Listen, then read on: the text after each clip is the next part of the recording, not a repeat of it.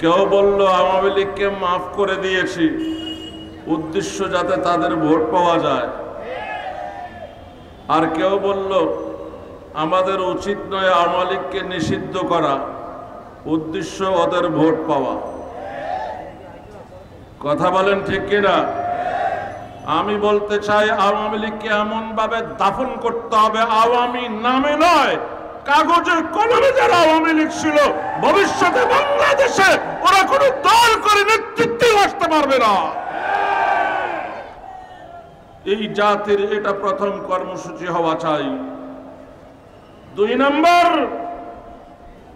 ইসলামী দলের ইসলামী যতগুলো দল আছে ওদের সকলের ঐক্যবদ্ধ হওয়া চাই।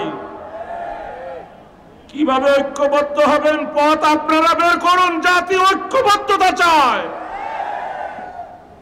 ইসলামী দলের নেতারা যদি ঐক্যবদ্ধ হতে পারে, আমার বিশ্বাস আগামী বাংলাদেশ হবে ইসলামের বাংলাদেশ। 3 নম্বর, আমরা কি চাই? আমাদের শাসন না ইসলামী শাসন?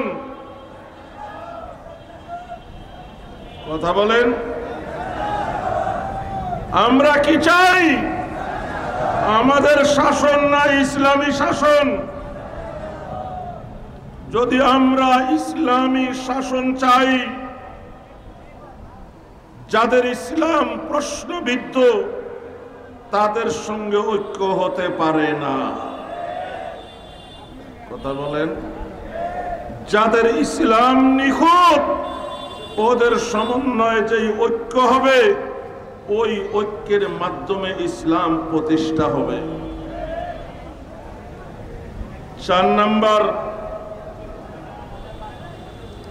আজ আফগানিস্তানের ক্ষমতায় তালেবানরা কিভাবে ক্ষমতায় আসলো? তালেবানদের নেতা ছিল মোল্লা ওমর। খুব খেয়াল করবেন, মোল্লা ওমর আমাদের দেশের মামুনুল হক সাহেবের মতো বড় নেতা ছিলেন না। মুফতি সৈয়দ রেজাউল করিম, ফয়জুল করিম ওনাদের মতো বড় নেতা ছিলেন না। আফিন্দি সাহেবের মতো বড় নেতা ছিলেন না। মাঝারি ধরনের একটা মাদ্রাসার মুহতামিম ছিলেন। ক্ষমতায় ছিল ওই সময় রুশ বিদায়ের পর আহমদ শাহ মাসুদ। বিবাহের একটা বর যাত্রী যাচ্ছে, সেখানে কিছু সুন্দরী যুবতী মেয়েরা ছিল। সরকারি দলের বখাটে যুবকরা সেখানে হামলা করলো, মেয়েগুলোকে অপহরণ করলো, দর্শন করলো।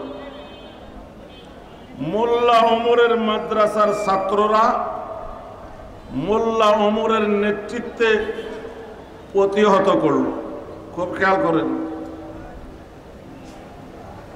ছাত্রদেরকে ফার্সিতে কি বলে? তালেবান। তালেবান কোন সংগঠনের নাম নয়, তালেবান মানে ছাত্র।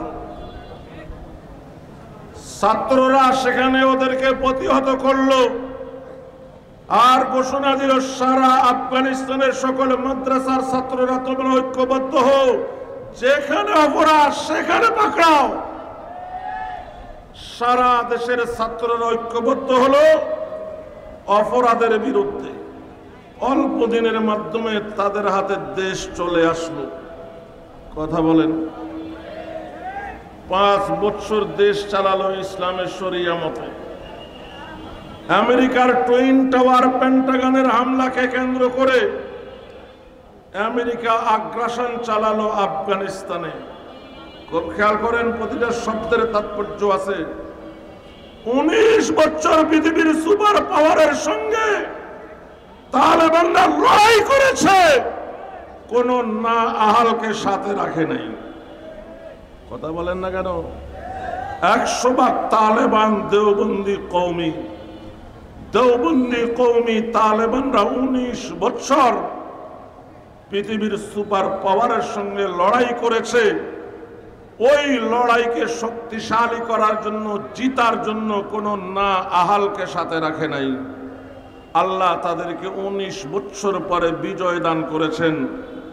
বিগত 3 বৎসর ধরে তারা আবার ইসলামী শরিয়া সেখানে প্রতিষ্ঠা করেছেন। মহান আল্লাহ তাদের জন্য বরকতের দরজা খুলে দিয়েছেন। এখান থেকে আমাদের শিক্ষার বিষয় হলো, আমাদের উচিত ছিল হাসিনা পতনের পরের দিন থেকে সকল ইসলামী দল ঐক্যবদ্ধ হয়ে এই জাতির পাশে দাঁড়ানো। যেখানে অন্যায়, যেখানে অপরাধ, যেখানে চাঁদাবাজ, সেখানে আমাদের রুখে দাঁড়ানো উচিত ছিল। আমরা যদি দাঁড়াতে পারতাম, পুরো জাতি আজ আমাদের সাথে থাকতো। ক্ষমতায় যাওয়ার জন্য নির্বাচন প্রয়োজন হয় না, ক্ষমতায় যাওয়ার জন্য শক্তির প্রয়োজন, টিকে থাকার জন্য ইনসাফ প্রয়োজন। কথা বলেন, এগুলির ব্যাখ্যা আছে। যাওয়ার জন্য শক্তি প্রয়োজন, সুযোগের প্রয়োজন, টিকে থাকার জন্য ইনসাফের প্রয়োজন। সর্বশেষ আমি বলবো, আমাদের কওমি দেওবন্দি মাদ্রাসার যেই সমস্ত ছাত্ররা জুলাই আন্দোলনের শরীক ছিল, অনেকে অনেক মাদ্রাসায় বিদ্রোহ করে এসেছে। যদি এই আন্দোলন সফল না হতো, মাদ্রাসা থেকে নাম কাটা যেত এবং ফেসিবাদ তাদেরকে আয়নাঘরে বন্দী করত, ওদের জীবন ধ্বংস হয়ে যেত। কিন্তু আন্দোলন সফল হওয়ার কারণে আমরা গর্বের সাথে বলি, আন্দোলনে কওমিরাও আসি। কথা বলেন, ওই বিদ্রোহী ছাত্ররা আজ আমাদের গর্ব আর অহংকারের কারণ হয়ে দাঁড়িয়েছে। যারা শহীদ হয়েছে তাদের জন্য জান্নাত কামনা করছি। যারা বেঁচে আছো তাদের সবাইকে ঐক্যবদ্ধ হয়ে উলামায়ে কেরামের কাছে এই মেসেজ পৌঁছাতে হবে। আমাদের ভাইরা শহীদ হয়েছে, আমরা জীবনের ঝুঁকি নিয়ে মাদ্রাসা রাস্তায় নেমেছি, তোমরা অনৈক্য থাকার জন্য নয়, ঐক্যবদ্ধ হয়ে পুরো জাতিকে নেতৃত্ব দেওয়ার জন্য। আমরা ঐক্য চাই। খাঁটি ইসলামী যে দলগুলো আছে সেগুলোর ঐক্য চাই। কে কে আমার সাথে একমত হাত উঠান। আমরা ঐক্যের বিকল্প দেখতে চাই না। কথা বলেন ঠিক না বেঠিক? আমরা সকল দলের ঐক্য চাই। সর্বশেষ বলবো, ইসলামী দলের নেতারা, কর্মীরা, খবরদার একে অপরের বিরুদ্ধে বিশুদ্ধার করবেন না, করবেন না, এটা করা যাবে না। আমরাই তো বলি সাহাবায়ে কেরামের সমালোচনা করা যাবে না। কওমি দেওবন্দি এক এক উলামায়ে কেরাম, এক একজন নমুনায়ে সাহাবা। কথা বলেন, এক একজন উলামায়ে কেরাম, এক একজন নমুনায়ে সাহাবা। যেমন সাহাবায়ে কেরামের সমালোচনা করা যাবে না, নমুনায়ে সাহাবা এদের সমালোচনা করা যাবে না। আমরা চেষ্টা করতে হবে যে কোনো মূল্যে যেন ঐক্য হয় এবং জাতির নেতৃত্ব তারা দেয়, আমরা যেন সেখানে শামিল হতে পারি। 2013 সালে হেফাজতে ইসলামের মাধ্যমে তাই হতো। 2024 সালে ছাত্র জনতার মাধ্যমে যা হয়েছে। কথা বলেন, আমি কসম করে বলবো, হতে পারে নাই। আমরা লাইন ঠিক রাখতে পারি নাই, আমরা লাইন ঠিক রাখতে পারি নাই। এজন্য নেতৃবৃন্দকে বলবে, এখন সুযোগ এসেছে ইসলামী বাংলাদেশ গড়ার। লাইন ঠিক রাখতে হবে। কথা বলেন, লাইন ঠিক রাখতে হবে, লাইন ঠিক রাখতে হবে। আমি অনেক কিছুর সাক্ষী। বলতে আরম্ভ করলে 1 মিনিট সময় আছে, সময় হয়ে গেছে। যেটা বলতে চাচ্ছি সেটাও বলতে পারি নাই। 1991 থেকে 96 এই সময়ের মাঝে কর্নেল রশিদ সাহেব মুফতি আমিনী রহমতুল্লাহ আলাই, শেখুল হাদিস সাহেব রহমতুল্লাহ আলাই, ওনাদের দুইজনের সামনে হাত জোড় করে বলেছিলেন, এই দেশের কিছু মানুষ জীবনের ঝুঁকি নিয়ে শেখকে খতম করেছে, দোহাই আপনাদের শেখের বীজ ক্ষমতায় আনবেন না।